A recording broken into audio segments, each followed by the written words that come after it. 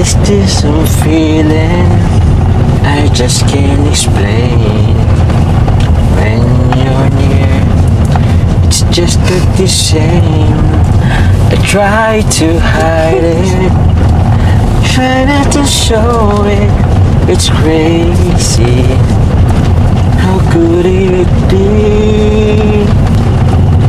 Sino mag-akala na isang taga-talong na katulad mo ay ibig sa isang nagwenyong katulad ko? I'm falling for you. Sabi mo na ako. I'm falling for you. Wait lang, mafu-fall tayo. may bus. Wait lang. Thank you. Sinamahan mo ako ulit dito. Siyempre, may meriendahan eh. Ay, sus, wala yun. Lagi kasi yung nagpapamerda si mama mo eh, kaya yun yung na-miss ko. Pero siyempre. Nami-miss ka din nila eh. Siya? Nami-miss ka na din nila. Ba't na nila sinasabi sa akin? Paga. Ito na, yapa eh. Tara na. Baka nakita na si mama mo dun. Di ba patapos naman yung bahay natin? Pati pagkatapos yung bahay natin, magpakasal na tayo. Sorry! wait lang, sorry! Kasi, para namang out of nowhere, basta-basta ka na lang nabanggit niya. Ma! Tanya! Sige, okay na yan. Sorry! Sige, okay na yan.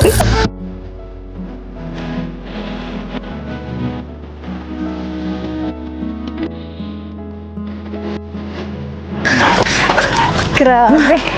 Congrats! Sobrang ganda ng bahay mo, sobrang laki. Anong bahay mo? Bahay natin. Yan na. Sino ang kailangan mo dito? bigat to. Kita yung sunset. Gano'n na.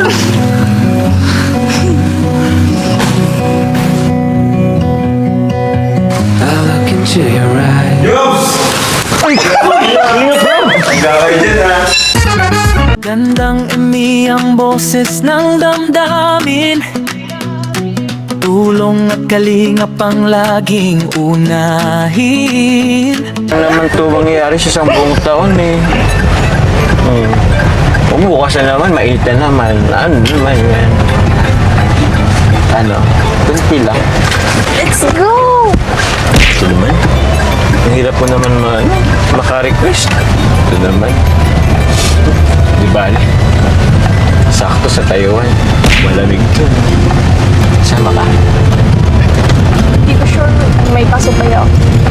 Hindi ka masama? Birthday ni Rab yun. Birthday ni kuya mo. Sa buwan na yan. Dalawang isa-celebrate natin. Siyempre yung birthday ni kuya Rab mo. Tapos, anniversary pa natin. Tapos wala ka. Ano yun? Sama ka na. Depende. Hindi ko sure. Hindi ko pa sure.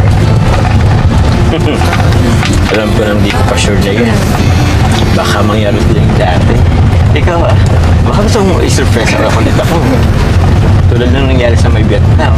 Paglubog ni haring araw, liwanag mo ang aking ilaw.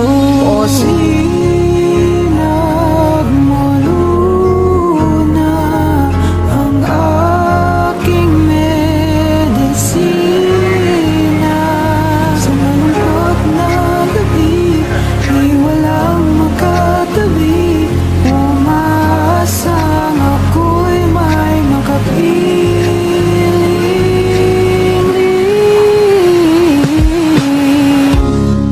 Kailan makakakuha ng matamis na halik? Hindi ko maitago ang aking pagkasabik. Hindi naman ako yung tao na nagmamadali. Ako'y maghihintay kahit ilan pang sandali. Ano? Kilala na kita. Kilala ko ng galawan mo eh. Sige na kasi. Please. Please. Alam mo, focus ka na lang dyan sa pagdadrive mo. Focus ka sa dami. Okay. Nabangga tayo. Sagutin mo na wala kasi para makapag-focus na ako. Oo lang, sabi ka lang oo. Oo? Ano? Oo ano? Sige na, oo. Siya? Walang bawayan yan, ha? Sige. Yan po, no, mga kalingap. Grabe. Ito yung sobrang hindi mo rin makakalimutan yung eksena nila nung sa Vietnam. Di ba? Kasi niyayaya ni Jomar, itong si Carla, na sumama papuntang Taiwan. Kasi nga, double celebration birthday ni Kalingap Rab. And then, siguro mag-celebrate na rin sila ng anniversary nila, di ba? So, nakakatuwa kasi nga, kung maalala nyo, nung pumunta sila ng Vietnam, di ba, nahuli itong si Carla.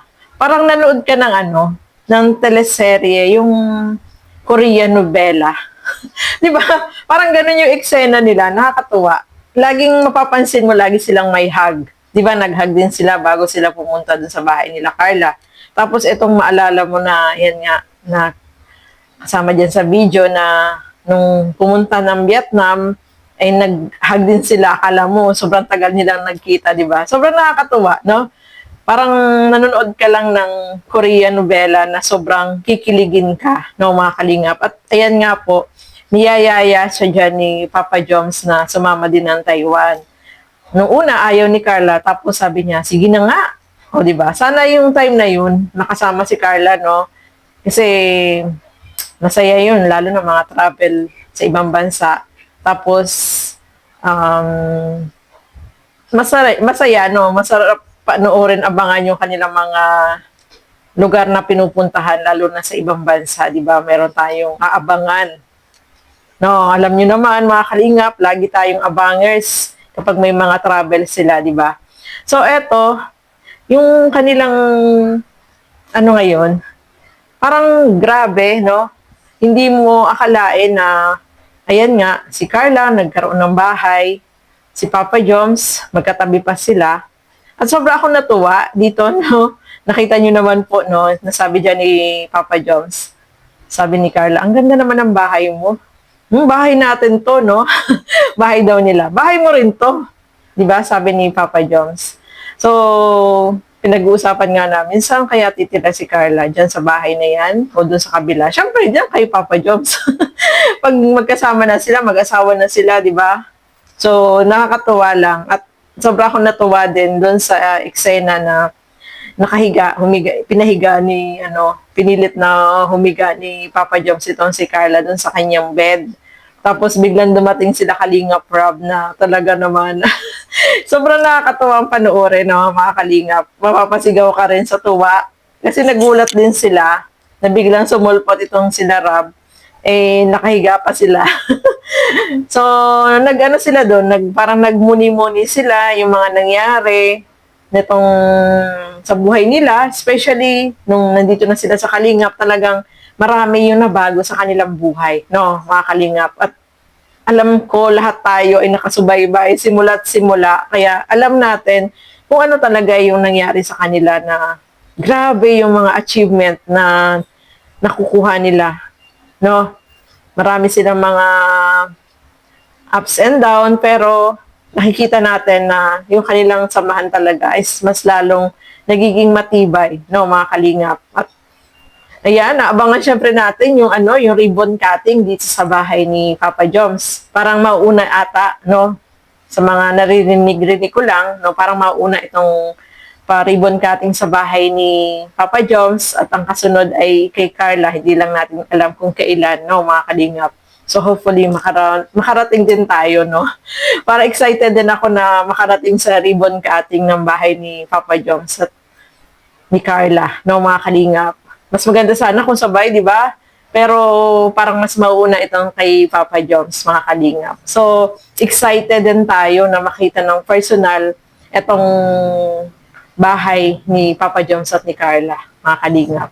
So, ayan po. Just comment down below ano yung masasabi po ninyo sa video na ito na alam ko. Sobrang ganda, no? Sobrang ganda ng vlog na to na kinilig tayo, napasaya tayo. Diba? So, I guess we couldn't see, somehow we couldn't feel. Kumusta po kayo? Namiss niyo po ba kami? Kasi kami ni Carla, sobrang namiss din namin kayo. Kaya naman, sobrang saya namin na muli naming maibabahagi sa inyo ang ilang bahagi ng aming buhay at relasyon. Maraming salamat kay Bro Rab dahil muli niya kaming isinama sa kanyang vlog. Sa totoo lang, parang may kulang kapag matagal kaming hindi ninyo napapanood dito sa channel niya. Iba kasi ang pakiramdam kapag andito kami. Para sa amin ni Carla, hindi lang ito basta isang lugar na pinupuntahan. Ito ang tahanan kung saan nagsimula ang aming kwento. Dito nabuo ang maraming alaala.